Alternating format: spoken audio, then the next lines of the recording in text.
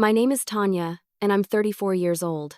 I live in a quiet little town in Oregon where neighbors compete over whose lawn looks greener, whose car shines brighter, and whose house looks like it came straight from a magazine. People here love appearances. They measure your worth by what they can see, and mine didn't measure up. I've never cared much for modern gadgets or trendy home decor. Instead, I've always found comfort in old things, the kind that carry stories, memories, and a piece of someone's soul. The most precious of them all sits on the shelf in my living room, an old wooden radio from the 1940s, worn at the edges and faded from years of sunlight. It used to belong to my grandfather, Henry Weston. When I was little, I'd sit on his lap in his workshop while he tinkered with it, the soft glow of its dial painting our faces gold. He used to tell me stories about music, about the war, about how voices carried through the air like whispers of hope. When he passed away, that radio was all I wanted to keep. My mother thought it was junk, my sister wanted jewelry, but for me, that battered old box was the last piece of him that still spoke. Over the years, it became a fixture of my home. Even when I moved in with Derek, my husband, I made sure it had a place of honor. At first, he humored me, calling it Tanya's little memory box. But as time went on and our financial struggles grew, his patience wore thin. "You know," he'd say, shaking his head while paying bills at the kitchen counter, "if you sold half of this old junk, we might actually get ahead for once." "It's not junk," I'd always reply quietly. "Come on, Tanya. Look at it. It doesn't even work. It's just taking up space." His words stung, but I ignored them. The radio wasn't about function, it was about feeling. Every scratch, every dent meant something. But to Derek, everything had a price tag. My younger sister, Kylie, wasn't any better. She lived a picture-perfect life, sleek apartment, luxury car, endless social media posts about her minimalist lifestyle. Whenever she visited, she'd glance around with that patronizing smile. "Tanya, you really should declutter," she'd say. "Old things hold old energy. No wonder you're stuck." I'd laugh it off, but inside, her words burned. Everyone seemed to think I was living in the past. Maybe, in a way, I was. But at least my past had warmth, heart, and meaning, unlike their polished emptiness. Still, the ridicule never stopped. Friends joked about how my house looked like a museum. Derek even brought it up at dinner parties once, making everyone laugh at my expense. "She won't let me throw out this old radio," he'd say, chuckling. "Says it talks to her. Maybe it'll start paying rent soon." Everyone laughed. I forced a smile, pretending it didn't bother me. But that night, when they all left and the house grew quiet, I sat in front of the radio and whispered, "They don't understand you, Grandpa." But I do. I ran my hand across the smooth wood, tracing the grooves where his fingers must have been decades ago. The room felt still, heavy with memory. A few months later, things took a turn. Derek's business deal fell through, and the financial strain hit us harder than ever. He began snapping more often, saying things he couldn't take back. One evening, after a particularly ugly argument about money, he gestured toward my shelf of keepsakes and said, "If you'd stop hoarding this useless junk, maybe we could actually afford something decent around here." That was the moment I realized it wasn't just teasing anymore. He genuinely despised the part of me that held on to meaning. I stayed quiet, but his words echoed in my mind for days. Maybe he was right, maybe I was being foolish, clinging to a past that couldn't feed us. But then, one rainy afternoon, while cleaning the living room, I noticed something odd about the radio. The back panel looked slightly loose, as if someone had pried it open once long ago. I remembered my grandfather always keeping a small screwdriver in the drawer beside it, though he never explained why. Curiosity got the better of me. I grabbed the screwdriver and gently removed the tiny screws, careful not to damage the fragile wood. The panel came off with a soft creak, revealing the dusty maze of tubes and wires inside. As I leaned closer, a small folded piece of parchment slipped out and landed on the carpet. My heart skipped a beat. It looked ancient, its edges browned with age. I unfolded it slowly, my hands trembling. Inside, in faint but elegant handwriting, were the words, "For the one who truly listens." I stared at it for a long time, the words swimming before my eyes. It was his handwriting, my grandfather's. There was no doubt. My throat tightened. What did it mean? Why would he leave a note inside the radio? I set it down carefully and peered back inside, spotting something else, something metallic glinting beneath the wires. It looked like a tiny key or gear, unlike any I'd ever seen. I held it up to the light, confusion washing over me. Derek, who'd just walked in, frowned. "What now?" he sighed. "I found something," I said softly. "In the radio." He rolled his eyes. "Probably some old junk part. Just throw it away, Tanya." But I couldn't. There was something about it that felt deliberate, important, like he wanted me to find it. That night, long after Derek had gone to bed, I sat alone in the dim glow of a lamp, staring at the radio and the note. I could almost feel my grandfather's presence in the room, urging me to listen, to really listen. And so, with trembling hands, I turned the dial for the first time in years. The static crackled, soft at first, then rising like a whisper in the dark. Then just for a second I thought I heard something else. A faint voice, buried beneath the static. A voice that sent chills racing down my spine. Because it said my name. For a few seconds I sat frozen, staring at the radio. The sound had faded almost as quickly as it came, swallowed back into static and silence. My heart was pounding so hard it hurt. I wasn't sure what I'd heard, but I knew one thing: it wasn't a normal broadcast. Radios don't whisper your name. I leaned in again, turning the dial slowly. Nothing but static. I waited, my breath caught in my throat, half expecting the voice to return. But the airwaves were dead now, empty. The sound I'd heard was gone, like a dream dissolving the moment you open your eyes. For a long while, I just sat there, clutching the parchment note in my hand. For the one who truly listens. What did that mean? I turned the small metallic object over in my palm, the odd, gear-like piece I'd found inside. It didn't fit anywhere on the radio, and it wasn't like any part I recognized. My grandfather was a tinkerer, but this looked different, purposeful. When Derek came into the room, I told him what happened. He laughed like it was the funniest thing in the world. "You're telling me the old radio spoke to you?" he said, smirking. "I'm telling you I heard a voice," I snapped. "It said my name." "Right. Maybe it's trying to sell us car insurance." I glared at him, but deep down, I could tell he didn't mean it out of cruelty this time. He just couldn't believe something so absurd. I couldn't blame him. Even I wasn't sure what to believe. Still, the more I stared at that note, the more I felt that it wasn't random. My grandfather had left it for a reason. And that strange object, it wasn't just a loose piece.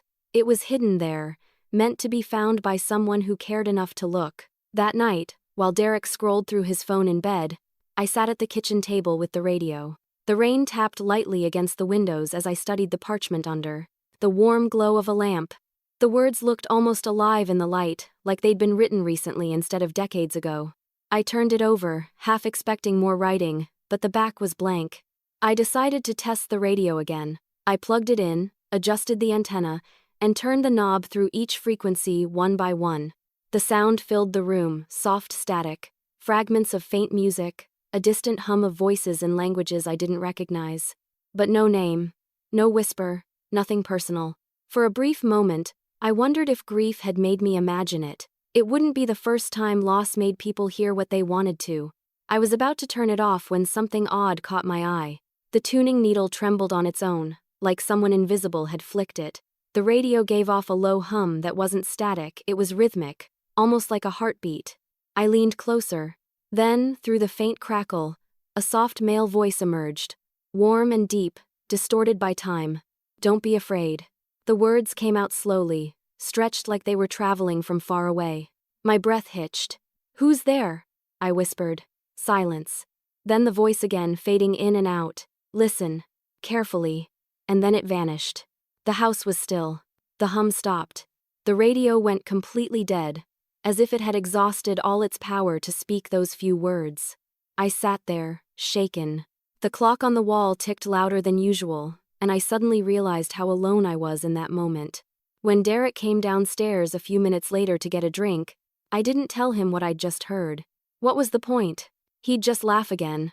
But I knew I hadn't imagined it. The next day, I took the radio apart again, more carefully this time. I examined every inch, looking for something, anything that could explain the voice. There was nothing unusual, just tubes, wires, dust, and time. Desperate for answers, I decided to look up the name engraved on the brass plate at the back, Weston's whisper. It sounded poetic, almost too deliberate to be a coincidence. My grandfather's last name was Weston. Could this have been something he built himself? I opened my laptop and searched for the name, expecting to find at least one record, a patent, a catalog listing, maybe a mention in some collector's archive, but there was nothing. No company, no radio model, no record of Weston's whisper existing anywhere. The name might as well have been erased from history. I tried searching forums for antique electronics, but still found nothing. Finally, I joined a few collector groups online and posted photos of the radio, asking if anyone recognized the make or model. It didn't take long for a reply to come in. A man named Harold Dunn, who claimed to be a historian and collector of pre-war communication devices, left a comment. "This looks like a prototype," he wrote. "If it's what I think it is, it might be very rare. I've only ever heard of a handful of similar designs, rumored to have been used for experimental encrypted transmissions during the war." Encrypted transmissions? My hands trembled as I reread his message. I sent him a private note, explaining that it had belonged to my grandfather, and that I'd found a hidden note inside. He asked for more photos and details about any markings. I sent everything I had. Hours later, he responded, "This is extraordinary. If authentic, you might be sitting on something worth a lot of money." I stared at that line for a long time, my pulse racing. My grandfather's radio, mocked, dismissed, nearly thrown away, could actually be valuable? For a moment, I felt vindicated. All those times Derek laughed, all the sneers from Kylie, they didn't matter now. I wasn't crazy to hold on to it. I was right. Still, Harold's next message unsettled me. "Be cautious who you tell about this. I'll need to see it in person to verify. There are collectors who would pay a fortune for something like this, and some who'd do anything to get it." His words lingered in my mind long after I closed my laptop. That night, as the wind howled outside, I couldn't sleep. I kept thinking about the voice, the note, the message, for the one who truly listens. Was my grandfather warning me about something, protecting something? I decided I wouldn't tell Derek about Harold's message, not yet. Not until I knew more. Because for the first time in years, that old radio wasn't just a keepsake. It was a mystery, one that my grandfather had left behind, waiting for me to uncover. And deep down, I had the chilling feeling that whatever secret it held had only just begun to wake. That night, I turned on the radio one last time, and the voice came through again, clearer than before, calling my name. The sound was faint at first, like the whisper of a memory.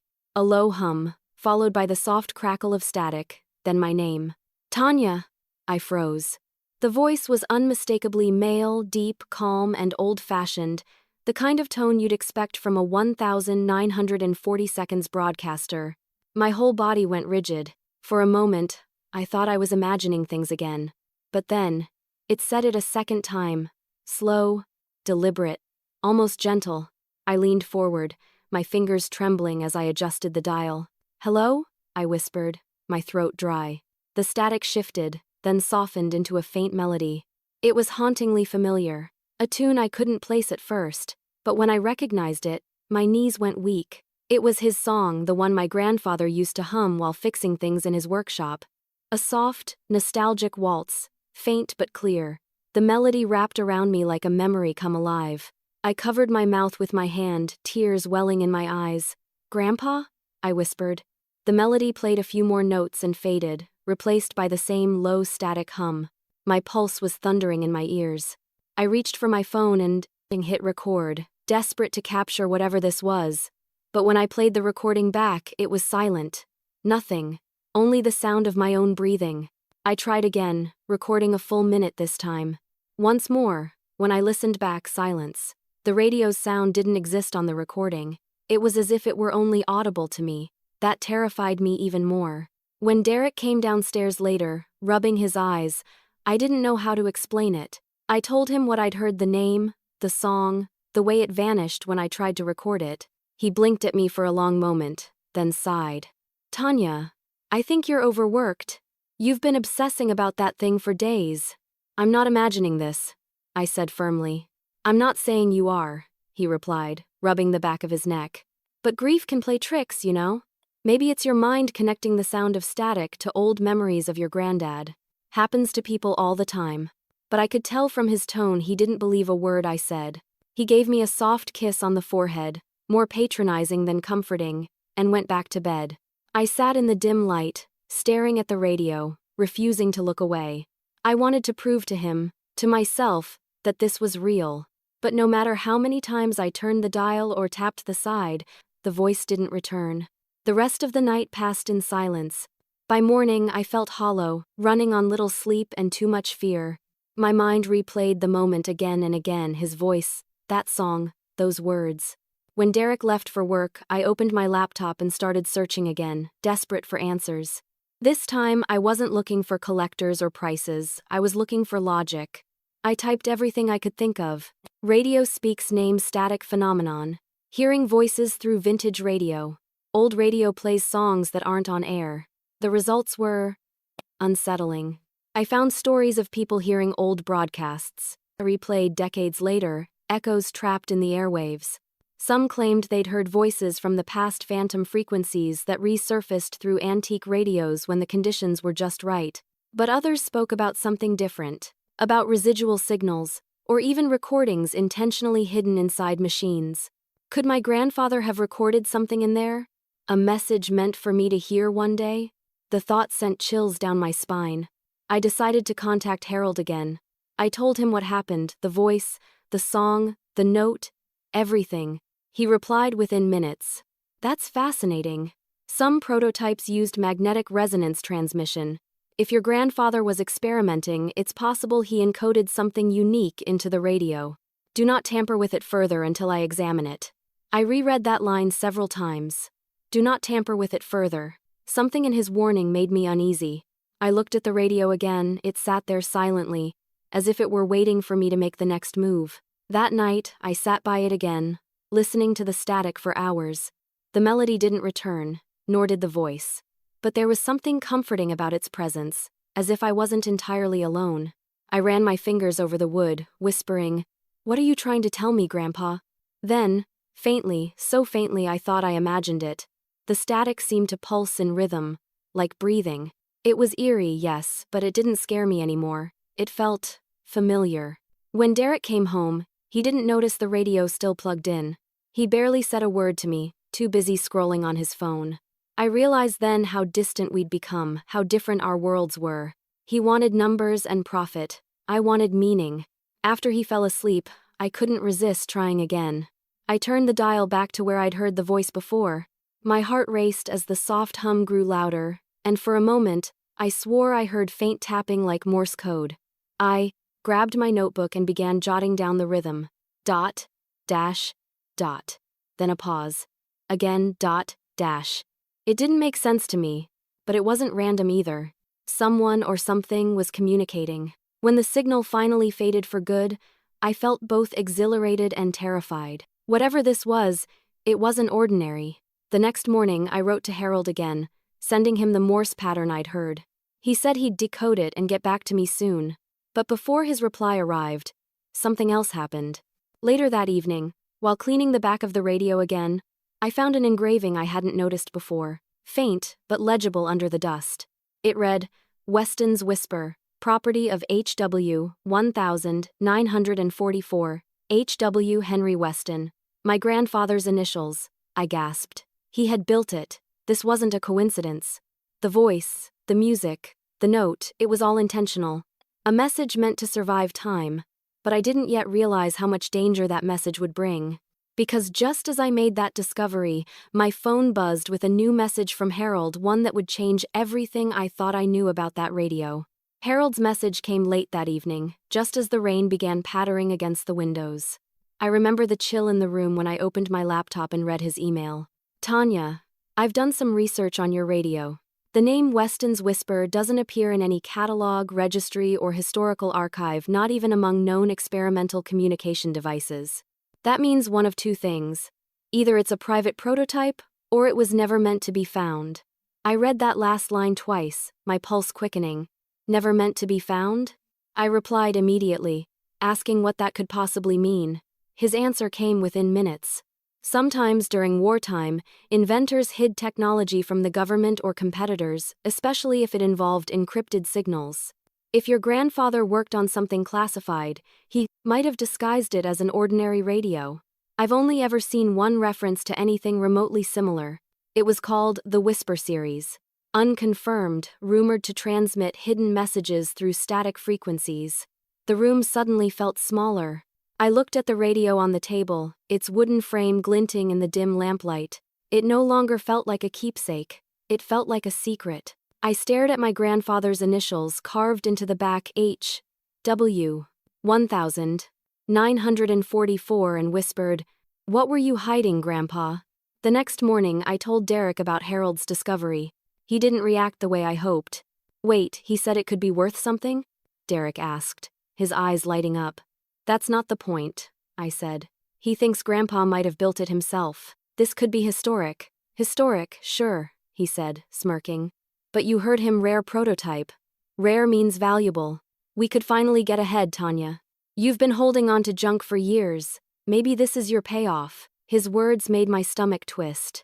It wasn't about money to me, it was about truth. But Derek only saw dollar signs. By noon, he'd started Googling antique radio buyers and vintage electronics auctions. He even joked about how nice it would be to finally get something useful out of my sentimental streak. I tried to explain that Harold wanted to examine the radio first, to authenticate it properly. That made Derek even more impatient. "Why waste time?" he said. "If it's worth money, let's sell it before someone else steals the idea." "Because it's not just about that," I snapped. "It's about what Grandpa left behind. About what it means." He looked at me the way he always did when I got emotional, like I was being naive. "You and your meanings," he muttered, walking away. Later that evening, Harold called. His voice was calm but serious. "Tanya, I think you're sitting on something extraordinary," he said. "If it's genuine, it could be worth tens of thousands. But listen carefully, do not let anyone tamper with it. Not even a screw." "Why?" I asked. "There are stories," he replied. "Back in the 1942, a handful of inventors experimented with prototype communication systems. Some used magnetic encoding, others, resonance frequencies. The idea was to transmit secure messages that only specially tuned receivers could pick up. If your grandfather was part of that, this might be one of the last working examples." I felt a strange mix of pride and fear swelling in my chest. My grandfather, a part of something secret, something brilliant. "I'd like to come examine it myself," Harold continued. "I can drive down this weekend if that's all right." I agreed immediately. But as I hung up, Derek's voice echoed from behind me. "So how much did he say it's worth again?" I turned and saw him leaning against the doorframe, his arms crossed. His tone was casual, but his eyes, those calculating eyes, were anything but. "I don't know yet," I said cautiously. "He just wants to look at it." He nodded slowly. "Right, just to look at it." For the next few days, Derek's attitude shifted. He became unusually attentive, helpful with chores. Affectionate even, but I knew it wasn't out of love. It was out of greed. He asked about Harold every day. When he was coming, what exactly he'd said. I tried to keep the details vague. Friday night arrived, and Harold was due to visit the next morning. I cleaned the radio carefully, wiping away decades of dust, polishing its wooden frame with a soft cloth. It looked almost alive again, as though it had been waiting for this moment. Before bed, I placed it gently back on the shelf. The note, "For the one who truly listens," I tucked safely into a small box beside it. Sometime past midnight, I woke to a faint hum. At first, I thought it was part of a dream, but then I realized it was coming from downstairs. My heart jumped. I got out of bed quietly and crept to the living room. The radio was glowing faintly, the dial lit with an eerie amber hue. It was on. The sound wasn't static this time, it was a low, pulsing tone, like someone breathing through a speaker. Then, faintly, through the hum, a whisper. "Don't let them take it from you." The words hit me like a cold wave. I stumbled back, clutching my chest. The voice was unmistakable, it was my grandfather's. I knew that voice. I'd heard it in my childhood, soft and patient, guiding me through broken toys and storybooks. "Grandpa?" I whispered. "Is that you?" No response, just the low hum, then silence. The glow of the dial faded slowly until it went completely dark. I stood there for a long time, staring at the radio in the quiet room. I didn't know whether to cry or scream. The next morning, Harold arrived just as the sun broke through the clouds. He was in his late 60s, tall and kind-eyed, with a steady calmness about him. When he saw the radio, he exhaled softly, almost reverently. "My word," he said. "It's real." He spent hours examining it, making notes, and photographing the inner components. I watched quietly, my nerves tingling. Finally he straightened and said, "This is authentic. And Tanya, if I'm right, you might have something the entire collecting world has been chasing for decades."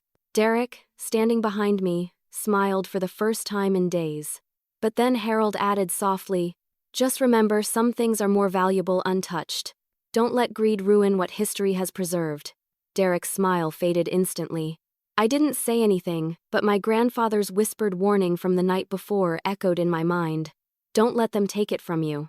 And as Harold packed up his notes, I couldn't shake the feeling that the real danger wasn't coming from strangers or collectors. It was already living under my roof. After Harold left, his words kept replaying in my head. "Don't let greed ruin what history has preserved." And underneath that, my grandfather's whispered voice, "Don't let them take it from you." I couldn't shake the chill those sentences brought. I spent the rest of that evening sitting near the radio, afraid to even touch it. The room felt heavy, like the air itself knew a secret I wasn't supposed to hear. Derek, meanwhile, couldn't stop talking about money. "Did you hear what he said? Tens of thousands, Tanya," he kept saying. "We could pay off the credit cards, get a new car, maybe even fix up the house." "It's not about that," I told him again. He laughed under his breath. "You're unbelievable, sitting on a small fortune and acting like it's some kind of holy relic." "It is a relic," I said. "It belonged to my grandfather. It's the last thing of his I have. Can't you just respect that?" He scoffed, muttering something I didn't catch, and disappeared upstairs. I stared at the radio again. My grandfather had been a quiet man, not one to boast or talk about his past. I knew he worked on machinery during the war, but he never told us what exactly he did. He always said some things were better left in the silence. Now that phrase made my blood run cold. I wanted to believe the radio was just a beautiful antique with an interesting story, but after everything I'd seen and heard, that explanation no longer fit. When night fell, I went to bed but couldn't close my eyes. Every creak in the house, every rustle of the wind outside made me jump. I kept expecting to hear the radio turn itself on again. Sometime after midnight, I heard a faint metallic sound downstairs, like a tool scraping against wood. My heart stopped. I slipped quietly out of bed, trying not to wake Derek, though a part of me already suspected he wasn't asleep. As I reached the living room doorway, I saw a faint light from a small flashlight, glinting off metal. Derek was hunched over the radio with a screwdriver in hand. My heart broke and burned all at once. "What are you doing?" I hissed. He jumped, nearly dropping the tool. "Jesus! Tanya, don't sneak up on me!" "What are you doing to it?" "I was just checking something," he stammered. "Relax. You promised Harold you wouldn't touch it." "Yeah. Well, Harold doesn't live here, does he?" He stood, defensive. "It's our radio. You heard the man. It could be worth a fortune. What's the harm in seeing if there's anything else inside? Because it's not yours to take apart," I shouted, my voice cracking. "It's my grandfather's. It's his work." He sighed, rubbing his temples. "You're losing it, Tanya. You've gotten obsessed. It's a box with wires, not a shrine." I wanted to slap him, but instead, I walked over, grabbed the screwdriver from his hand, and set it down hard on the table. "If you can't respect it," I said, "then stay away from it." He stared at me for a moment, then muttered, "You're insane," before storming out the front door. When I was finally alone, the silence in the room seemed to hum around me, faint and alive. The radio sat there untouched, but I could swear it was watching me. I took a deep breath, forcing myself to calm down. That's when I noticed the folded note again, the one my grandfather had written, for the one who truly listens. As I turned it over in my hand, I realized something I hadn't before. There were faint pencil marks on the back, almost invisible in the lamplight. I tilted it toward the light and could barely make out a few faded words. It read, "To unlock the truth, tune to 9.47. I stared at it, the numbers burning into my brain. 9.47. A frequency. Slowly, almost without breathing, I reached for the dial and turned it carefully. The needle glided over the faded, frequency line until it pointed exactly at 9.47. For a few seconds, there was nothing but static. Then, the static shifted softly, rhythmically. Not sound, not music. Tapping. I froze, recognizing the pattern. Dot, dash, dot, dot, dash. It was Morse code. I scrambled for a pen and notebook, writing down every sequence I heard, my hand shaking. The tapping went on for nearly a minute before the radio fell silent again. When it ended, I was left staring at the page, covered in dots and dashes. I didn't know what it meant, but I could feel it was important, urgent, even. The next morning, I spent hours online translating the code. It wasn't easy, but when I finally deciphered it, my stomach dropped. The message read, "Hidden truth lies beneath my name." Did he mean his initials? Or something under the radio's plaque that read, "Weston's Whisper"? I ran my fingers over the brass plate on the back. The screws were tiny, almost invisible. Carefully, I unscrewed them, expecting just wood behind it, but tucked underneath was another piece of paper, thin, yellowed, and folded tight. My hands trembled as I opened it. The writing was faint, but legible. It was a letter. "If you're reading this, you've found what they couldn't. I hid my work because they wanted it for the wrong reasons. The whisper is not just a machine, it's proof that voices can live beyond time. Do not let it fall into greedy hands. Protect it, even from those closest to you. Trust only those who listen." My breath hitched. The words "those closest to you" echoed in my mind. Was my grandfather warning me about now? About Derek? I folded the note carefully and placed it back inside the compartment, heart racing. Everything suddenly made sense, the strange broadcasts, the voice, even the warning I'd heard. My grandfather had built something that could send messages through time, and I had just unlocked its secret. As I stood there in stunned silence, I didn't notice Derek come back through the door. He looked at me, his expression unreadable, then glanced at the radio. He asked coldly. I didn't answer. I couldn't, because I finally understood the full meaning of my grandfather's words. Don't let them take it from you. The next few days after finding my grandfather's second note were a blur.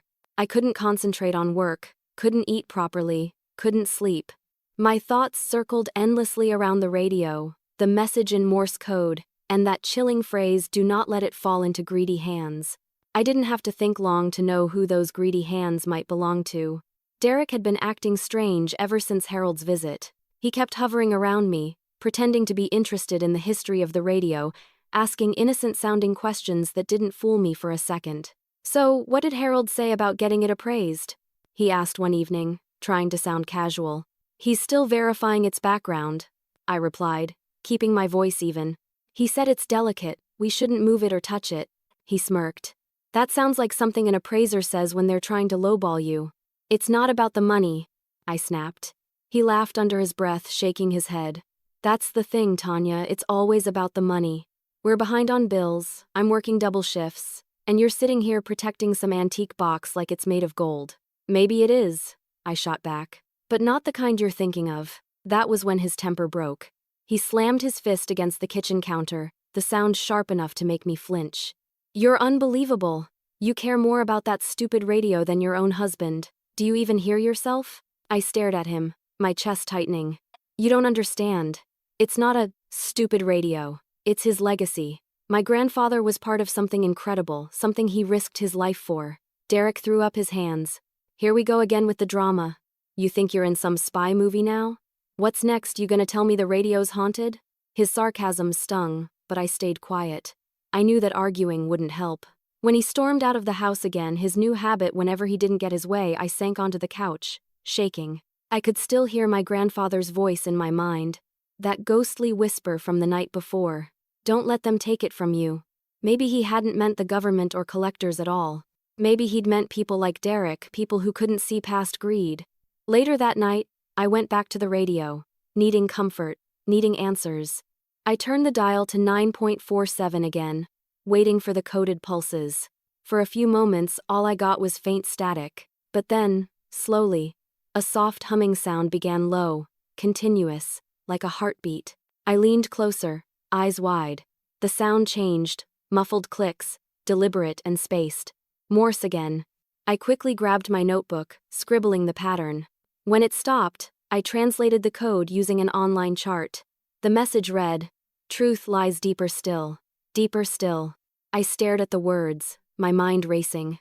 The only place left unexplored was the radio's base, thick, wooden, seemingly solid. Could something be hidden inside? The thought both thrilled and terrified me.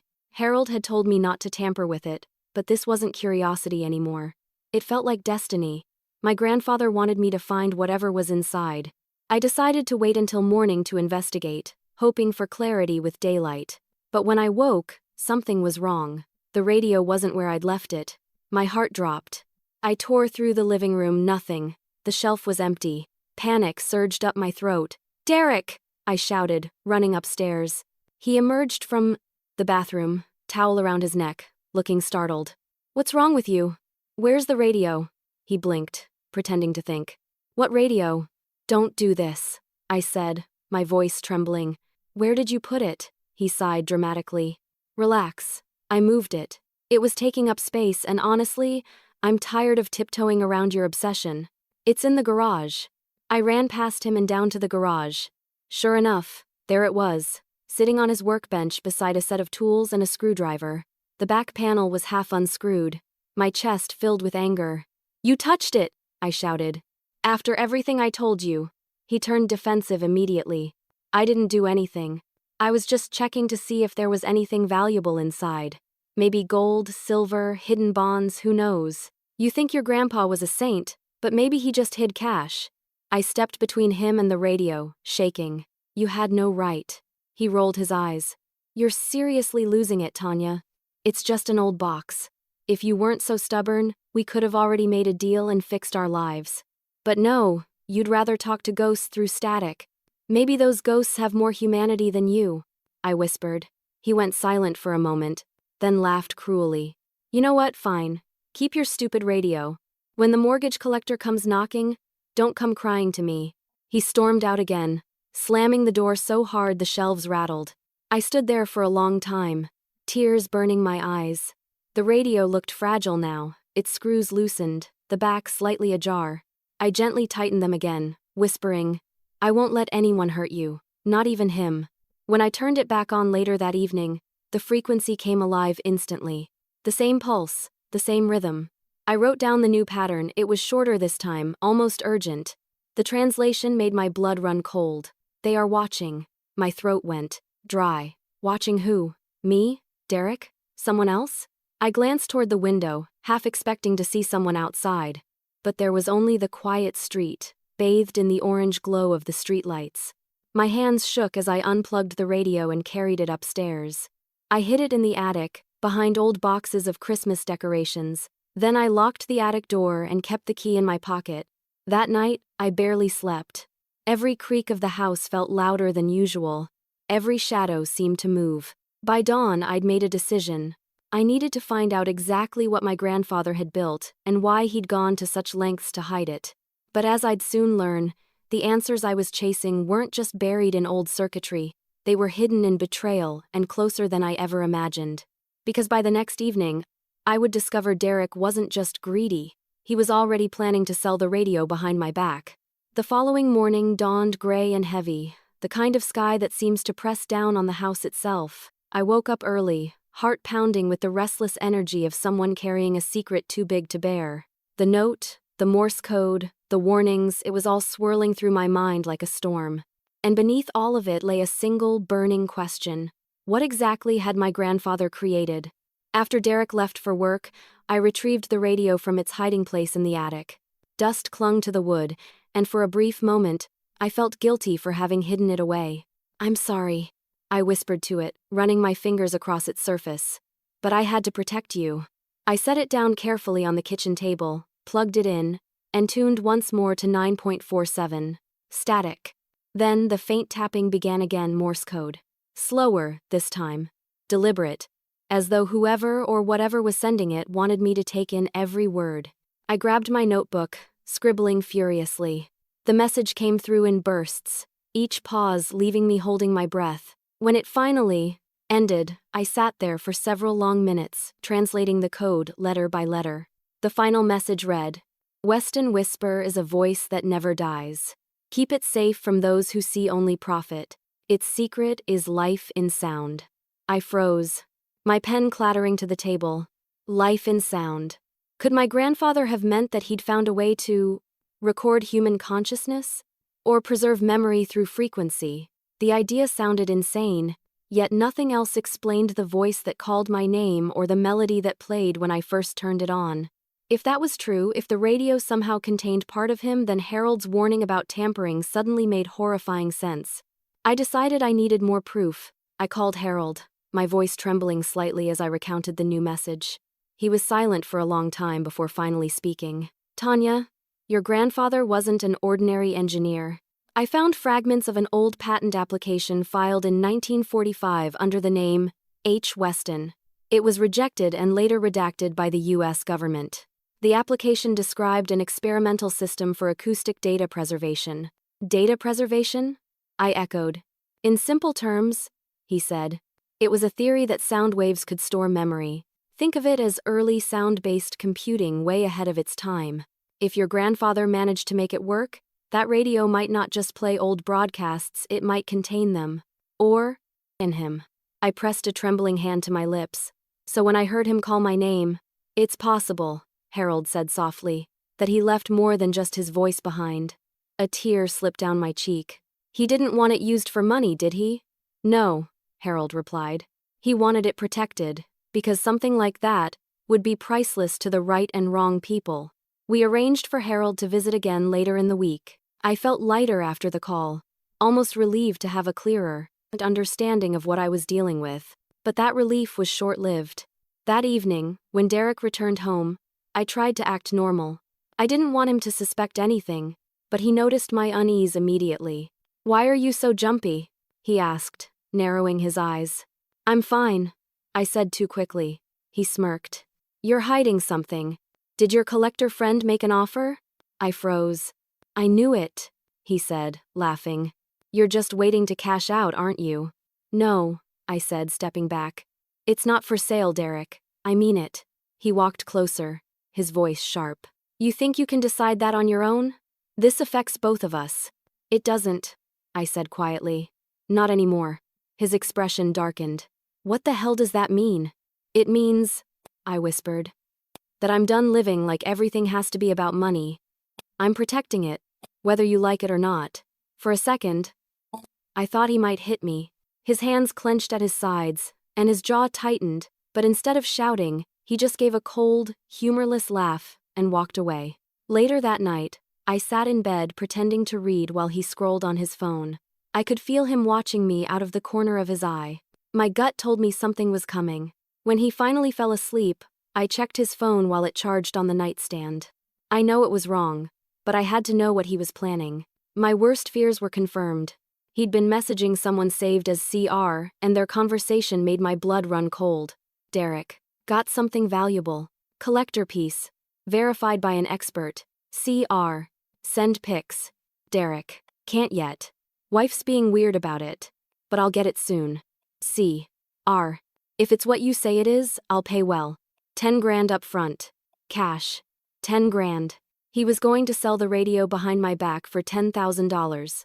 Something that represented my grandfather's life's work. Something that could be worth hundreds of thousands in the right hands he was willing to throw away for quick money. I stared at the screen, shaking, the betrayal settling in like poison.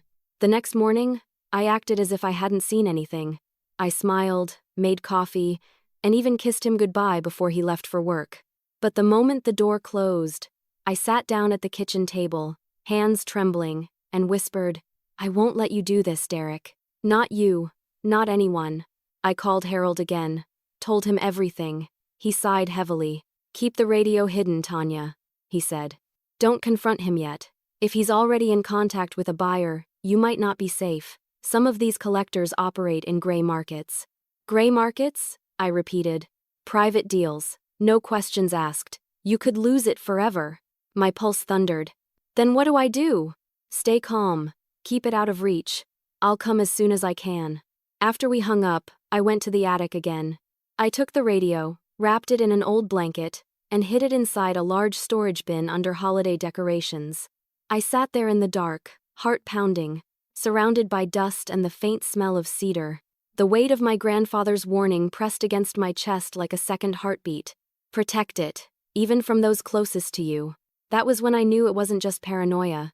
It was prophecy. And I had no idea that by the next sunrise, Derek would already be making his move. Because later that night, I would catch him sneaking into the attic and realize he was never planning to let me stop him. I barely slept after finding those messages on Derek's phone. My mind wouldn't stop racing, replaying every word of his conversation with that mysterious buyer, $10,000.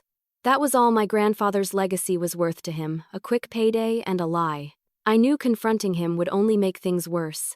Derek was impulsive when cornered, and lately, he'd been unpredictable. So I made a decision I would play along, pretend everything was fine, pretend I didn't know.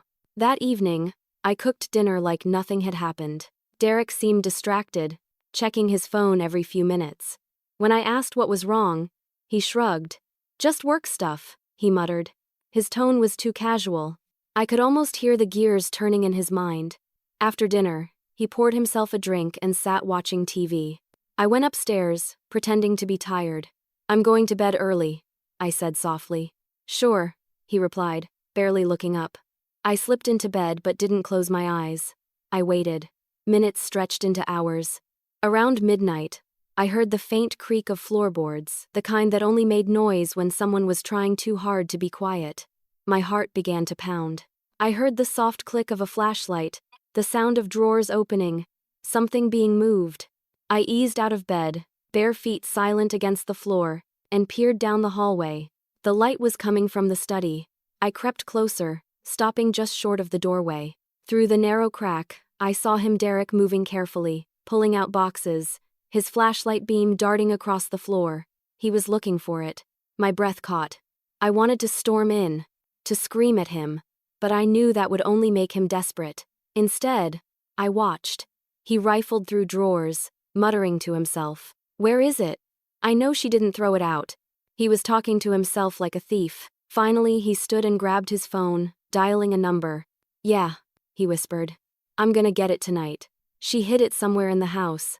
I'll bring it tomorrow morning. No, she doesn't suspect anything. I clenched my fists, rage boiling beneath my skin. He was talking to CR. I waited until he ended the call before retreating silently back to the bedroom. My hands were shaking. I knew now he was going to take it. Not maybe, not someday. Tonight. So I had to move first. The moment I heard him head into the kitchen, I slipped into the attic, heart hammering. The cold air hit my face as I pulled down the ladder and climbed up, my phone flashlight barely cutting through the darkness. I went straight to the bin where I'd hidden the radio. There it was, wrapped in the old blanket. My chest ached with relief as I lifted it out, careful not to make noise. I carried it downstairs and tucked it under the loose floorboard in the hall closet, a hiding spot Derek didn't even know existed. When I returned to the bedroom, I heard him moving below me again. Cupboards opening, drawers slamming, his frustration growing. I lay perfectly still under the covers as he eventually came back to bed. He didn't say a word. The next morning, he was gone before sunrise. No note, no message. I poured myself a cup of coffee and waited. An hour later, my phone buzzed. It was Harold. He sounded alarmed. Tanya, I checked the name of the buyer your husband was talking to. CR isn't a private collector. He's a reseller, one of those people who deal in stolen antiques for quick cash. He's known for moving items overseas. If your husband gives him that radio, it's gone forever. I swallowed hard. What do I do? Don't confront him directly, Harold said. Keep it hidden and let me handle it. I'll contact a friend in law enforcement. Just stay careful. If he realizes, it might get ugly. Ugly, the word lingered. That afternoon, I noticed Derek's car pull up earlier than usual. He came in looking tense, his jaw tight. What'd you do today? He asked casually. Just chores, I said, pretending not to notice the suspicion in his tone. He nodded slowly, glancing toward the attic. We need to talk about that radio. I told you, it's not for sale. You don't understand, Tanya. This isn't just about us anymore. Someone's expecting me. My stomach twisted. Expecting you for what? He hesitated, then shook his head. You wouldn't get it. You're too emotional about it. I get that you're selling something that doesn't belong to you, I said sharply. You're crossing a line, Derek. His face darkened. Don't make this harder than it has to be. I didn't answer.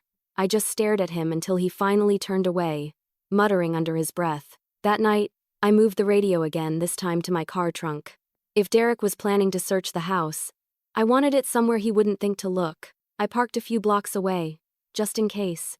When I returned, I found him sitting in the living room, his expression cold. "Where've you been?" he asked. "Grocery run." I lied. He didn't believe me. I could see it in his eyes. He stood, towering over me. "You're hiding it, aren't you?" My throat tightened. "I don't know what you're talking about." "Yes, you do." He stepped closer, his voice low and dangerous. "You think you can outsmart me, Tanya? You think you can keep something that valuable from me?" His words sent a shiver down my spine. For a moment, I saw a side of him I'd never seen before, a hunger that had nothing to do with love or partnership, just greed.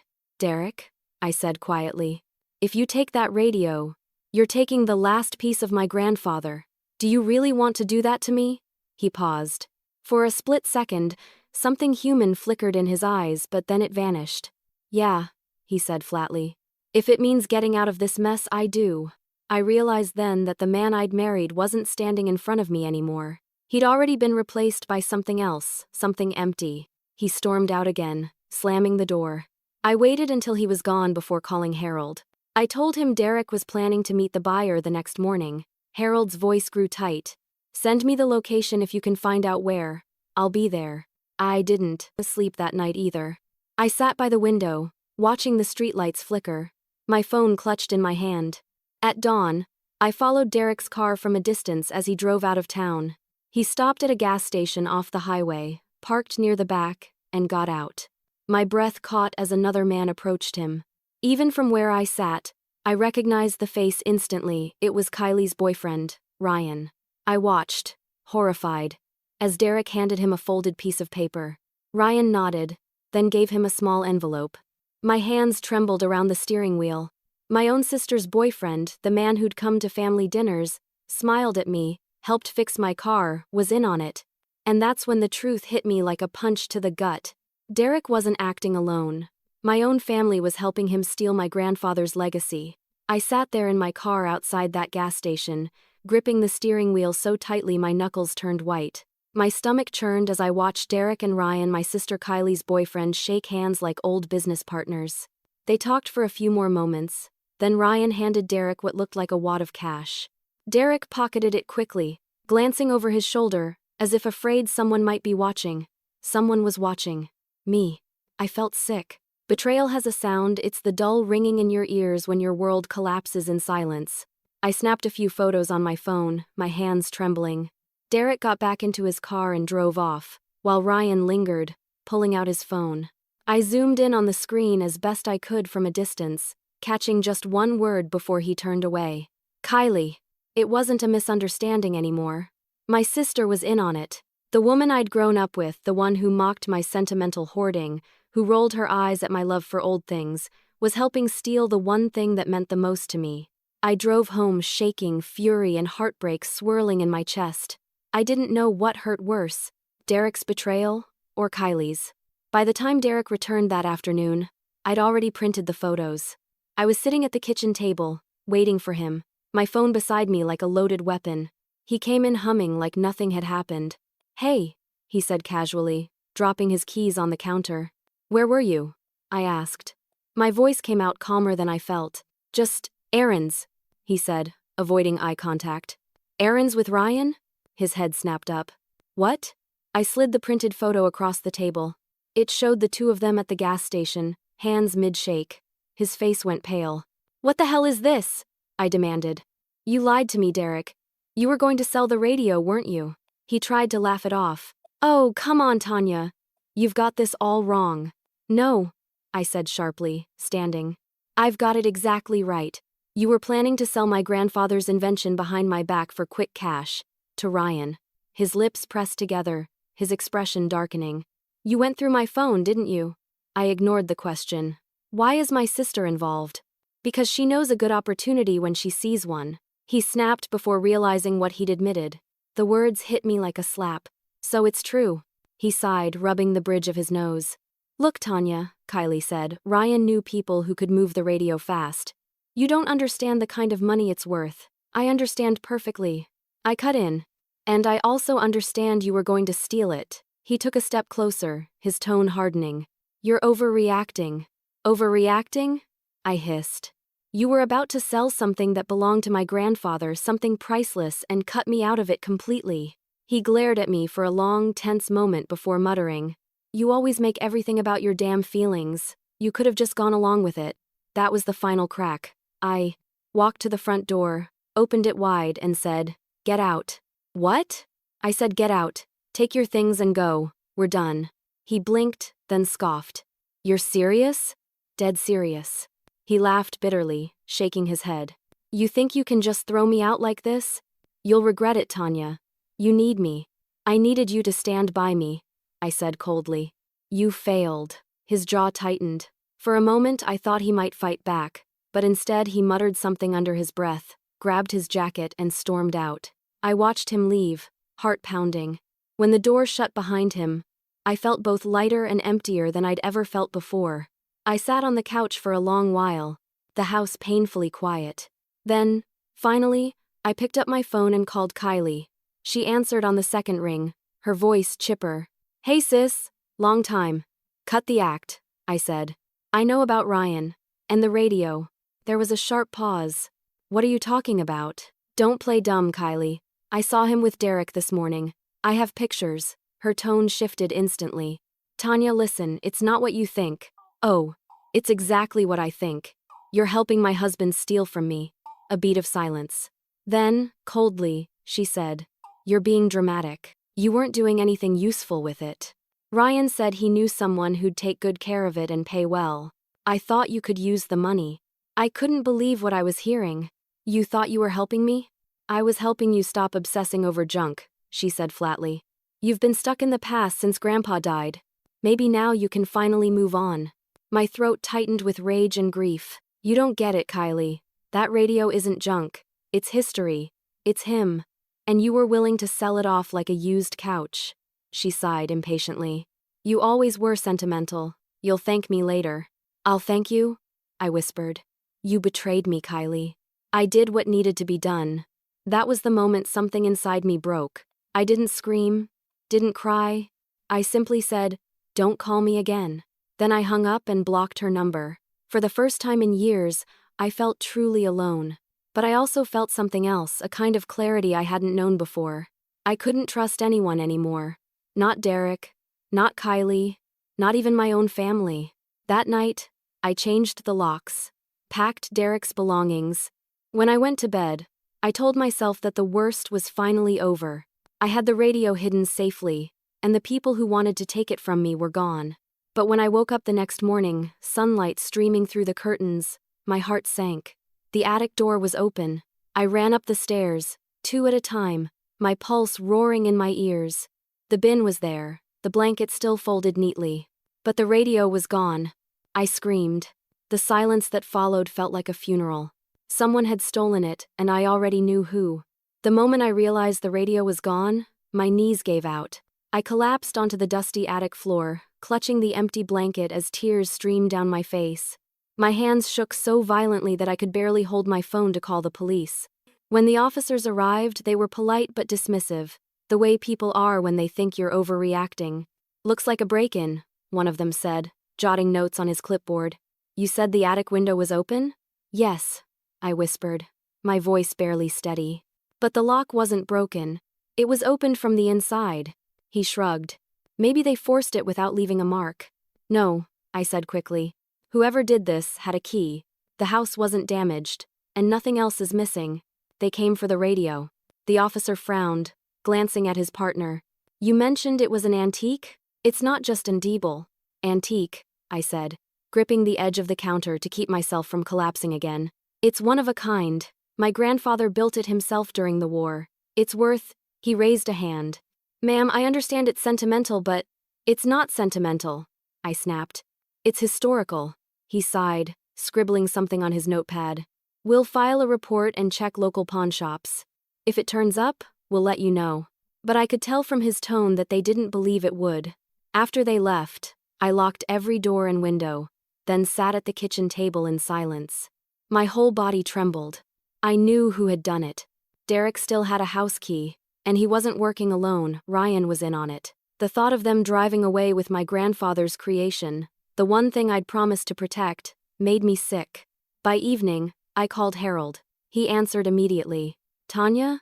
What happened?" "They took it," I whispered, my voice breaking. "It's gone.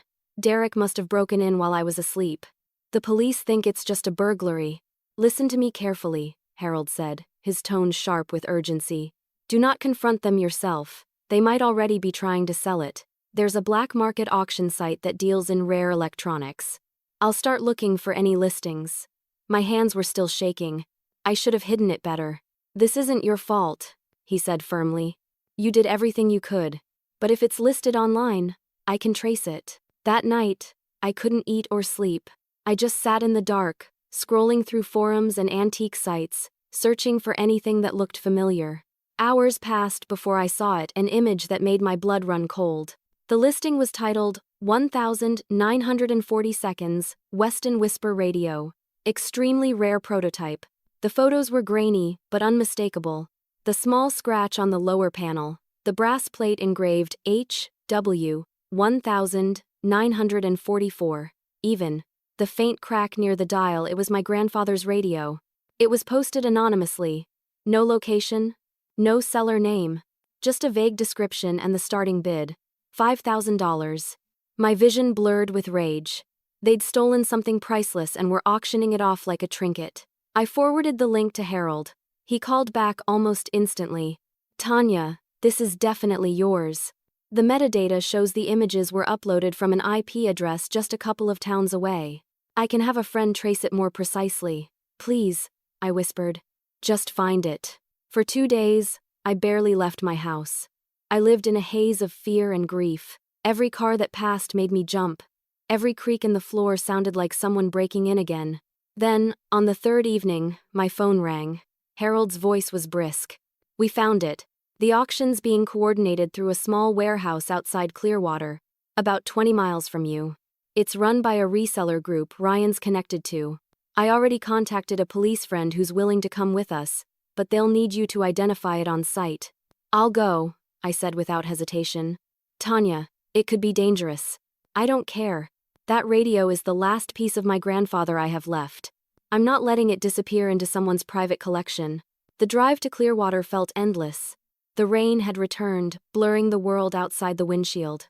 My hands gripped the steering wheel until my fingers ached. Harold followed in his own car, the flashing of his headlights behind me a small comfort in the dark. The warehouse was on the outskirts of town, surrounded by overgrown grass and flickering streetlights. From the outside, it looked abandoned, peeling paint, rusted doors, no signage. But through a crack in the entrance, I could see dim light and movement inside. Harold parked beside me and got out, his expression grave. "This is it." A moment later, an unmarked car pulled up. 2 plainclothes officers stepped out Harold's contacts. They told us to wait while they scouted the perimeter. The rain drummed against the metal roof as we huddled near the entrance. I could hear muffled voices inside, men talking, boxes shifting, footsteps echoing. Then, the officers waved us forward. The warehouse door creaked open, releasing a musty scent of oil and dust. Inside, rows of shelves stretched into the darkness, stacked with old antiques, phonographs, clocks, typewriters, radios. Dozens of them. My heart hammered as my eyes scanned the rows. Then I saw it, sitting on a shelf beneath a torn tarp, faintly glinting under a single hanging bulb, my grandfather's radio. I gasped and took a step forward, tears filling my eyes. "That's it," I whispered. "That's his." But before I could reach for it, I heard footsteps behind me, fast, heavy, deliberate. A familiar voice echoed through the space. Well, looks like curiosity got the better of you." I spun around. Derek stood in the doorway, soaked from the rain, his expression dark and defiant. And next to him, smirking, was Ryan. For a moment, no one moved. The air felt electric. Derek's eyes darted toward the officers, then back to me. "You just couldn't let it go, could you, Tanya? You had to play detective." My voice shook. You stole from me. He laughed, a cold, empty sound. From you? Please. You were never going to do anything with it. You just wanted to sit there and cry over it. The officers stepped forward. Sir, we're going to need you to… But Derek raised his hands, cutting them off. Relax. I'm not stupid. The police moved closer. But before they reached him, Derek looked straight at me and said something that froze the air around us. It was never yours to begin with. Then he smirked, just as the officers grabbed his arms and pulled him aside. Those words echoed in my head long after they led him out of the warehouse. Never mine to begin with. What did he mean? Was he talking about the radio? My grandfather's invention? Or was he hinting at something far darker, something I hadn't discovered yet? Because I had no idea that his cryptic words would unravel a truth even my grandfather hadn't meant for me to find. The police moved quickly after Derek's arrest, sealing off the warehouse and cataloging the evidence. I stood just inside the entrance, still shaking from the confrontation. The echo of his last words, "It was never yours to begin with," looped in my mind like a broken record. Harold placed a steadying hand on my shoulder. "Are you all right?" I nodded automatically, though the truth was, I wasn't sure I'd ever be all right again. The sight of Derek in handcuffs should have brought me relief. Instead, I felt hollow, like the ground beneath my life had shifted again, leaving me unsteady. The officers began escorting us deeper into the building. The air inside was damp and smelled faintly of rust and gasoline. My shoes squeaked on the cracked concrete floor. Everywhere I looked, there were piles of old treasures, typewriters, clocks, vintage cameras, even boxes of old jewelry. Harold muttered under his breath. This must be where they stored everything they acquired. I spotted Ryan a few feet ahead, his hands cuffed behind him, his usual smirk replaced with nervous silence. For a moment, I wondered if Kylie even knew he was here. Then I reminded myself she probably did, and that thought made my stomach twist. The officer leading us motioned toward the back of the room. "We found your radio over here, ma'am." We followed him down a narrow aisle lined with dusty shelves. The beam of his flashlight caught a familiar gleam of brass. There it was, my grandfather's radio sitting under a torn tarp, exactly where I'd seen it earlier. I let out a trembling breath as I approached it. Oh, thank God. It looked unharmed, though the back panel had been partially pried open. My heart ached at the sight of it. I ran my fingers along the side, feeling the familiar grooves and scratches. It was like touching a heartbeat I thought I'd lost. "It's all right," Harold said softly beside me. "You've got it back now." The officer nodded. "We'll need to log it as evidence for now, but once everything's cleared, you'll get it returned." I agreed, though it pained me to let it go again. Behind us, one of the detectives approached with a notepad. "Mrs. Weston, can you confirm that your husband and this other suspect were involved in attempting to sell this item?" "Yes," I said quietly. "I have text messages, photos, and an email exchange proving it." He nodded. "That'll help the case. You did the right thing calling us." I didn't feel like I'd done the right thing. I felt like I'd just watched the last threads of my life unravel. As the police escorted Derek past me, he turned his head slightly, eyes burning with something halfway between anger and pity. "You think you've won, Tanya?" he said, voice low. "You don't even know what you're protecting." I glared at him. "It's my grandfather's. That's all I need to know." He gave a bitter laugh. "You really think he built that radio for you? You really think it was just some invention?" Before I could respond, one of the officers pushed him toward the exit, but his words burrowed into my chest and stayed there. When they were gone, the warehouse suddenly felt oppressively quiet. I turned to Harold. "What do you think he meant?" Harold's brow furrowed. "I'm not sure. But Derek isn't exactly a credible source right now." I wanted to believe him, but a part of me couldn't shake the unease that Derek's words had stirred. While the officers finished cataloging the evidence, Harold and I waited near the front. He looked exhausted but calm, hands clasped behind his back. "I can't thank you enough," I told him softly. He smiled faintly. "You don't need to thank me. You just need to make sure this piece of history doesn't end up in the wrong hands again." As he spoke, one of the officers approached carrying a box of small items recovered from Derek's car. "These were found with your husband's belongings. Do any of them belong to you?" I glanced down at the box and froze. Among the random tools, papers, and receipts was something small and metallic, a tiny key-shaped gear, identical to the one I'd found inside the radio weeks ago. "That's mine," I said quickly, reaching for it. The officer handed it to me. "Looks like he took it when he broke in." I held it in my palm, heart racing. My grandfather had hidden that gear inside the radio for a reason. If Derek had found it and tried to remove it, maybe that was why the radio had stopped working properly. As we left the warehouse, Harold suggested, "When the radio is returned, you should open it carefully with proper tools this time. There may be more inside. Something your grandfather didn't want discovered too easily." I nodded, clutching the gear tightly in my fist. "I think you're right." By the time I got home, dawn was breaking. The sky was a pale, uncertain gray, the kind of color that sits between night and morning, like the world hasn't quite decided which to be yet. I showered, changed clothes, and made myself a cup of coffee I didn't drink. My mind kept circling back to Derek's words. "It was never yours to begin with." What if there was something more hidden in the radio, something that wasn't just about memory, or even communication? Later that day, Harold called again. "The police are keeping the radio in their secured storage for now," he said. "Once the paperwork's cleared, I'll personally accompany you to pick it up." "Thank you," I said quietly. But before he hung up, he added one last thing. "Tanya, Derek wasn't entirely wrong. I did a bit more digging into your grandfather's past. It seems the government contracted several engineers under classified projects in the 1940 seconds. One of them was a Henry Weston." I felt my stomach tighten. Classified projects? Yes, and one of those files referenced something called echo storage. "Unfortunately, most of the documents were redacted," I whispered. "Echo storage.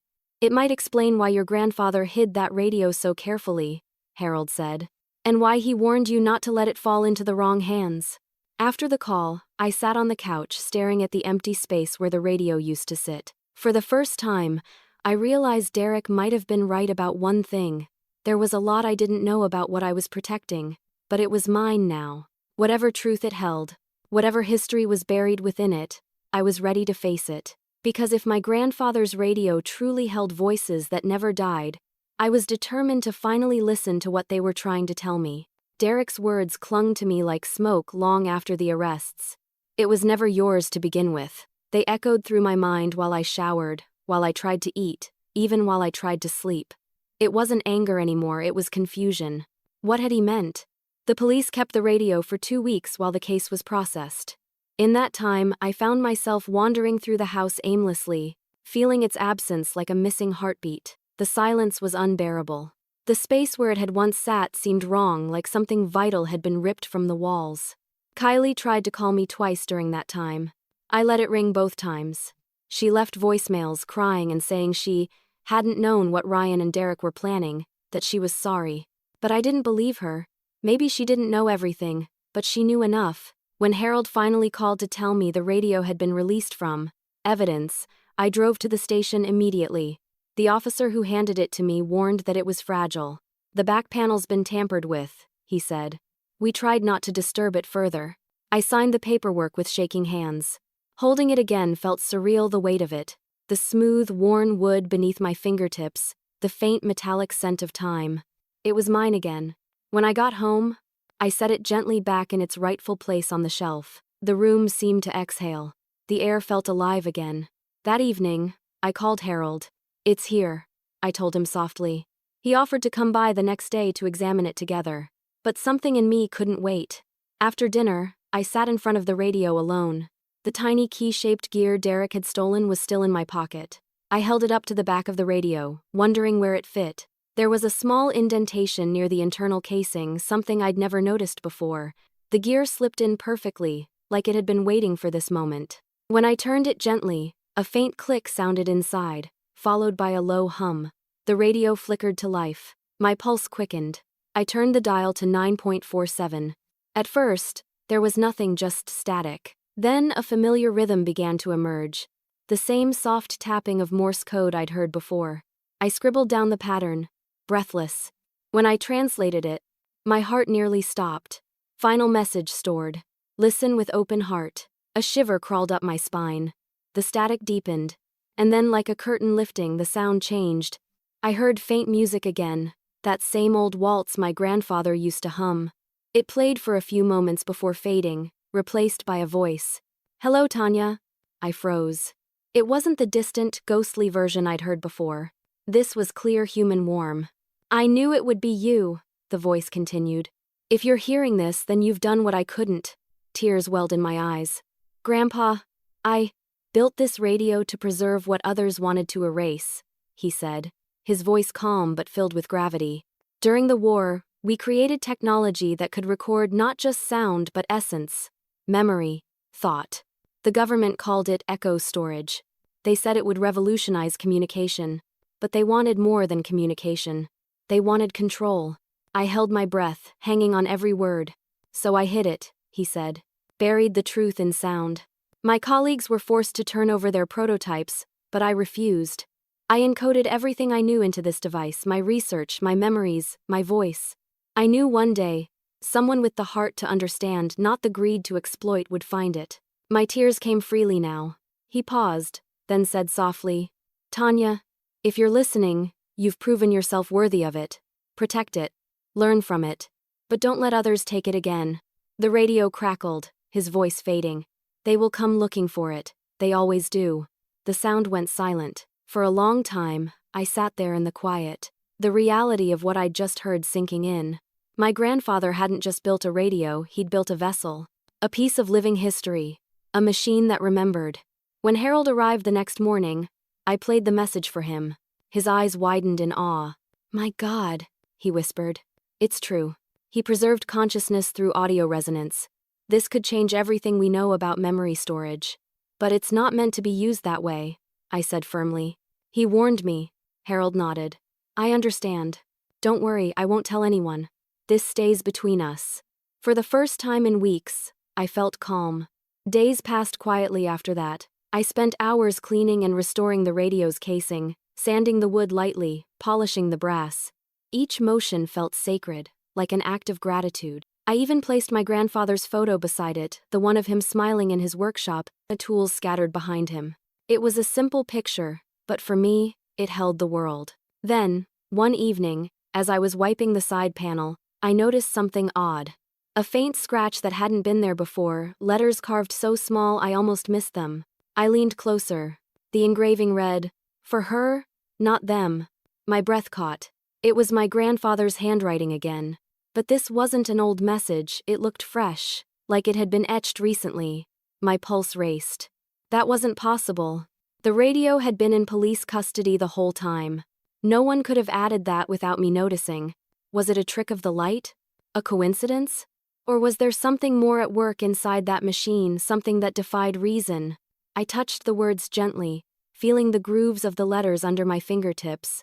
A strange peace settled over me. Maybe I didn't need to understand how. Maybe I just needed to accept it. Because somehow, in some impossible way, my grandfather was still speaking to me, still guiding me, even from beyond. Later that night, Harold called again. His voice was hushed, uncertain. Tanya, a collector reached out. He claims he's traced another device, one similar to your grandfather's. He wants to meet. I hesitated. Why are you telling me this? Because he insists he doesn't want to buy it. He wants to return it to the rightful heir. The rightful heir. The phrase sent a chill through me. Was that what Derek meant all along? But I could feel it, the story wasn't over. And whatever my grandfather had started decades ago, I was about to discover its final chapter. Harold's words lingered long after the call ended. He claims he's traced another device, one similar to your grandfather's. He wants to meet. For hours I paced the living room, torn between fear and curiosity. If another of my grandfather's inventions still existed, I needed to see it. But what if this collector was just another opportunist? What if this was a trap to take the radio from me again? The next morning, Harold called back. I spoke with him, he said. His name's Lucien Hale. He's not like the others. He runs a private museum of historical technology in Europe. He's offering to authenticate your radio, and he says he's willing to compensate you for its preservation. Compensate how? I asked cautiously. He made an offer, Harold said quietly. $125,000. I nearly dropped the phone. What? I know, Harold said. It's a lot. But he insists it's not just a purchase. He wants to archive it properly, restore it, document its design, and make it part of a public exhibition about lost inventions. I sank into the couch, my thoughts spiraling. For weeks, everyone around me had seen this radio as a payday, a prize to be sold. I had resisted, knowing that selling it to the wrong hands would destroy its meaning. But this was different. Hale wasn't promising secrecy or exploitation, he was offering preservation. Still, something deep inside me hesitated. "Do you trust him?" I asked Harold. He paused. "I do. I've dealt with him before. He's one of the few collectors who actually cares about legacy, not profit." Legacy. That word meant everything to me. After hours of thought, I agreed to meet Hale. The meeting was set for the following weekend at a local historical society, a neutral place with security and cameras. When the day came, I carried the radio into the building like a fragile child. Hale was already waiting, a tall, refined man in his 60s with kind eyes behind wire-rimmed glasses. He greeted me with a gentle smile. "Miss Weston," he said softly, shaking my hand. "It's an honor. Your grandfather's name is more well-known in my circles than you might realize." "Really?" I asked, startled. "Oh yes," he said, adjusting his glasses. "Henry Weston was part of a very small circle of engineers experimenting with frequency-based data retention. Most of their work was lost when the government classified the project. Some say the prototypes were destroyed, others that they simply vanished." I swallowed hard. "He called it echo storage." Hale nodded, visibly impressed. "So it's true. That term appears in several declassified memos from 1946. No one ever proved the concept existed until now. The circuitry is decades ahead of its time." I watched him work, a strange mix of pride and protectiveness swelling in my chest. When he was finished, he sat back and folded his hands. "Miss Weston," he said carefully, "this device isn't just valuable, it's priceless. You've protected something the world thought was a myth." My eyes welled with tears. It was all I had left of him. He smiled kindly. "And because of you, his work and perhaps his voice will live on." For a long moment, silence filled the room. Then, Hale opened a leather folder and slid a document across the table. "My offer remains. $125,000, under one condition. It will never be sold again. It will belong to a public museum in London under your grandfather's name. You will be credited as the guardian who preserved it." I stared at the paper, my heart pounding. This wasn't exploitation. This was exactly what my grandfather would have wanted his work remembered, not hidden or destroyed. I thought of all the people who had laughed at me, called me a hoarder, mocked my sentimentality. I thought of Derek and Kylie and every person who had seen that radio as worthless. And now here it was, commanding more respect than any of them ever gave me. I looked up at Hale. "I'll agree on one condition of my own," he smiled. "Name it. It must stay in the open, displayed, not locked away in a vault." He nodded immediately. "You have my word." We signed the papers. The deal was done. When the funds cleared days later, I stood staring at my bank account in disbelief. $125,000. The number looked unreal. But the money wasn't what moved me, it was the sense of closure. For the first time in months, I felt like the ghosts that haunted this story, my grandfather's, Derek's greed, Kylie's betrayal, were finally laid to rest. When the radio was prepared for shipment, I was there. I watched the museum specialists handle it with care, documenting every detail before sealing it in a custom crate. As they loaded it into the transport van, I pressed my hand against the crate and whispered, "Thank you, Grandpa. You were right. Some things are worth waiting for." Everyone who had mocked me suddenly wanted to talk. Old friends sent messages of congratulations. Neighbors who once rolled their eyes at my junk asked how I'd known it was valuable. Even Kylie reached out, begging me to forgive her, saying she'd made a terrible mistake. I didn't answer her. Some wounds didn't deserve a response.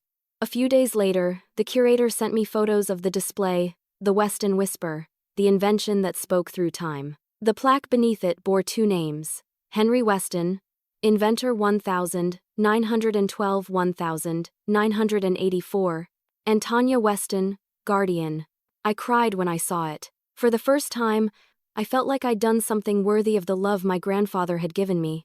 His voice had crossed time, not just through static and code, but through me. That night, as I packed away the last of Derek's things and prepared to move into a new apartment, I noticed something odd. The shipping team had returned the crate's protective wrapping, folded neatly on my dining table.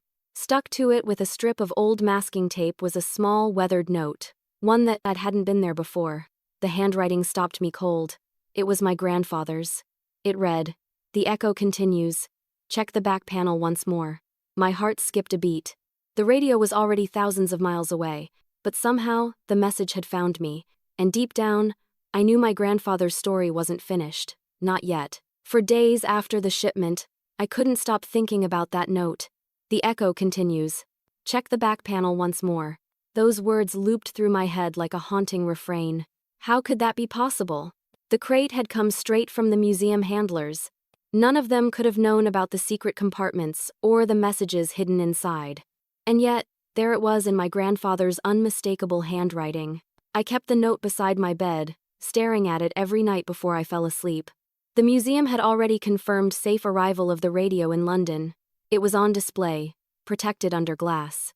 Still, a part of me couldn't shake the feeling that my grandfather had left one last breadcrumb, one more whisper waiting to be heard. A week later, I received an email from Lucian Hale.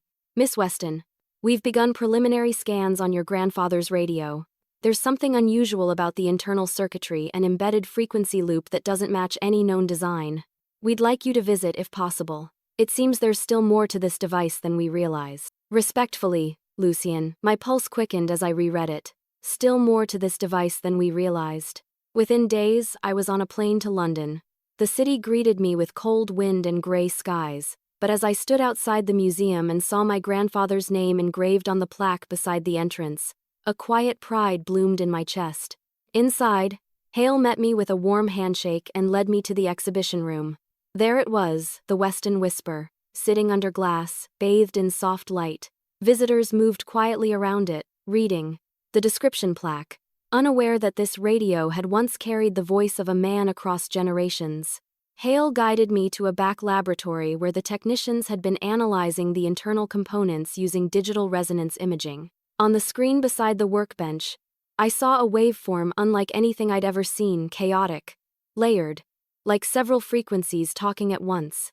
"We ran multiple scans," Hale explained. "Every time this sequence appears an encoded signal embedded beneath the standard electromagnetic pattern. It's faint, but it's definitely intentional." He paused, studying my reaction. "It matches a second frequency 9.47 megahertz. Does that number mean anything to you?" My breath caught. "It's the one my grandfather told me to tune to." Hale smiled knowingly. "Then perhaps you should hear what he left for you." He gestured to a technician, who pressed a button. The speakers crackled, and for a moment, the room filled with soft, static, familiar, comforting. Then came the melody, that same gentle waltz I'd grown up hearing. I closed my eyes, tears prickling behind my eyelids. Then the music faded, replaced by a voice. "Hello again, Tanya." It was my grandfather, clearer than ever before. "If you're hearing this, then my plan worked," his voice said. "The first message was for your heart. This one is for your mind." The room seemed to hold its breath. My work was never about immortality, though that's what they accused me of chasing. It was about remembrance, about ensuring that truth and love could survive through time. Sound, my dear, is eternal. Every vibration ever made still exists somewhere in the air, waiting for the right ear to listen. That's what the whisper captures, the living memory and frequency. He paused, and I could hear a faint tremor in his recorded voice, as if he knew these words would outlive him. "I left more than one device," he continued, "but only one. Carries the complete code, the one you found. The others were decoys, protecting you. And the truth was my greatest invention." I gasped softly. "He knew they'd come for it," I whispered. The message went on.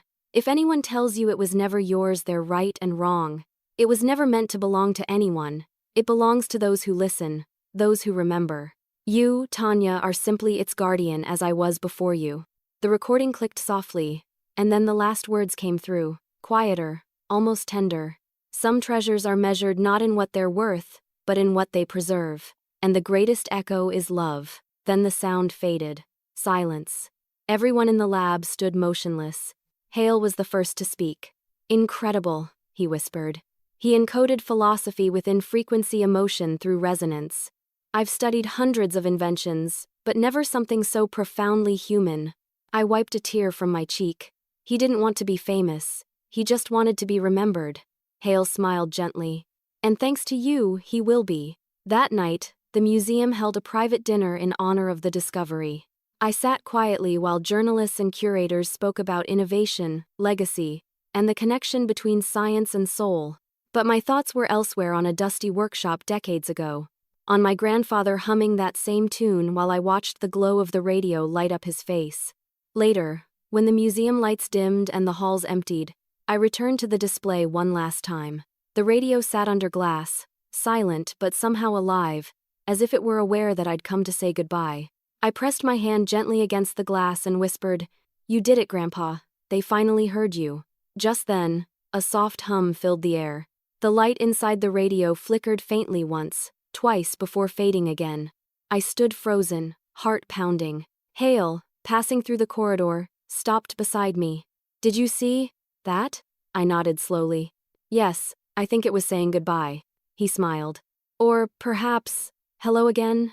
We both laughed softly, and for the first time in months, the weight I'd carried seemed to lift.